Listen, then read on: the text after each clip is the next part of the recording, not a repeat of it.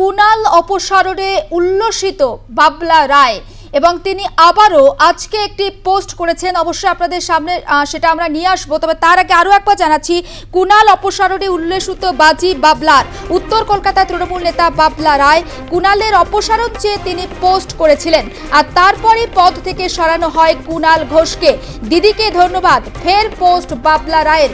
সেই ছবি আমরা আপনাদের সামনে নিয়ে আসছি এবং আপনারা জানেন যে কুণাল ঘোষকে গতকাল তার পদ থেকে সরিয়ে দেওয়া হয় এবং তারপর ভোটের আবহে গোটা রাজনীতি কার্যত তোলপাড় হয় এবং বাবলা রায় তিনি কার্যত উল্লসিত এবং তিনি ফের পোস্ট করেছেন, দিদিকে ধন্যবাদ জানিয়েছেন।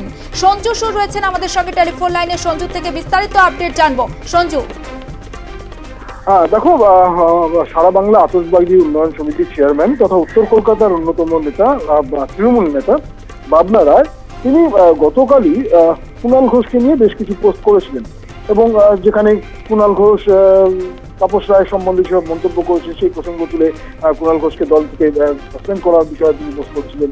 পরবর্তীকালে উত্তর কলকাতার বিদায়ী সাংসদ তথা কংগ্রেসের প্রার্থী সুদীপ বন্দ্যোপাধ্যায়ের সঙ্গে তিনি যে তার যে হোয়াটসঅ্যাপ কথোপকথন সেগুলো তিনি পোস্ট করে দিয়েছিলেন এবং তার পরবর্তীকালে আমরা দেখলাম যে কুণাল ঘোষকে দলের থেকে যে রাষ্ট্রীয় সাধারণ সম্পাদক পদ সেই পদ থেকে সরিয়ে দেওয়া হয়েছে।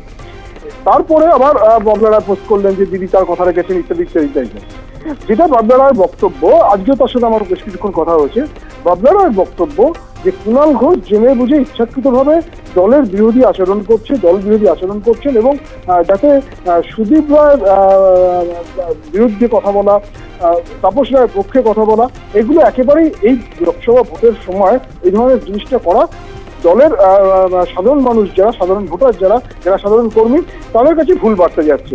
এবং এক্ষেত্রে তিনি মনে করে দিতে চাইছেন যে কুণাল ঘোষ এর আগেও বারবার করে এই ধরনের কাজ করেছেন, দল তার বিরুদ্ধে তখন একটা ব্যবস্থা নিয়েছিল, এখনো একটা ব্যবস্থা নিয়েছে, কিন্তু তিনি যেহেতু শহীদ পরিবারের সন্তান এবং তিনি মনে করেন যে উত্তর কলকাতায় সুদীপ বন্দ্যোপাধ্যায় যা কাজ করেছে তাতে সুদীপ বন্দ্যোপাধ্যায়ের পক্ষে সমর্থন রয়েছে এবং পক্ষে থাকুক বা না থাকুক দল যেহেতু সুদীপ বন্দ্যোপাধ্যায়কে দাঁড় করিয়েছে তাই তিনি সেই সুদীপ বন্দ্যোপাধ্যায়ের পক্ষেই থাকবেন। যারা তার বিরোধিতা করবেন তিনি তাদের বিরোধিতা করবেন। অর্থাৎ এক্ষেত্রে কুণাল ঘোষ যেহেতু তাপস রায়ের সমর্থনে কিছু বক্তব্য রেখেছেন তাই কুণাল ঘোষ তার মতে, অর্থাৎ বাবলা রায়ের মতে কুণাল ঘোষ তৃণমূল কংগ্রেসের বিরুদ্ধে কথা বলছেন, তৃণমূল কংগ্রেসের প্রার্থীর বিরুদ্ধে কথা বলছেন, দল বিরোধী কথা বলছেন, তাই তিনি কুণাল ঘোষের বিরুদ্ধে তার যা বক্তব্য সেই বক্তব্যগুলো সমাজ মাধ্যমে দিয়েছেন এবং এটাতে তিনি স্ট্যান্ড করছেন এবং সেই হিসেবে তিনি সোশ্যাল মিডিয়াতে এই পোস্টগুলো করেছেন। বেশ বেশ, অনেক ধন্যবাদ সঞ্জু।